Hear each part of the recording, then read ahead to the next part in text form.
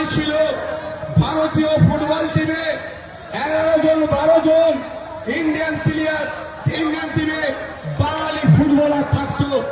আর এখন এগিয়ে বাংলা বললেও ভারতীয় ফুটবল টিমে 1 থেকে 2 জন বাঙালিকে খুঁজে পাওয়া যায় না।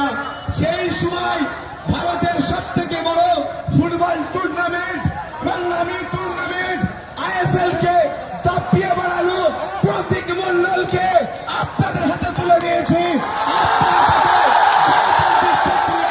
নির্বাচন করে আইনসভার মধ্যে পাঠাবেন, আইনসভার মধ্যে গিয়ে দলিতের কথা বলবে, আদিবাসীর কথা বলবে, হিন্দুর কথা বলবে, মুসলমানের কথা বলবে, কৃষকের কথা বলবে, ছাত্রের কথা বলবে, যুবকের কথা বলবে, পুরুষের কথা বলবে, মহিলার কথা বলবে, আমাদের কথা বলবে, বাংলার কথা বলবে।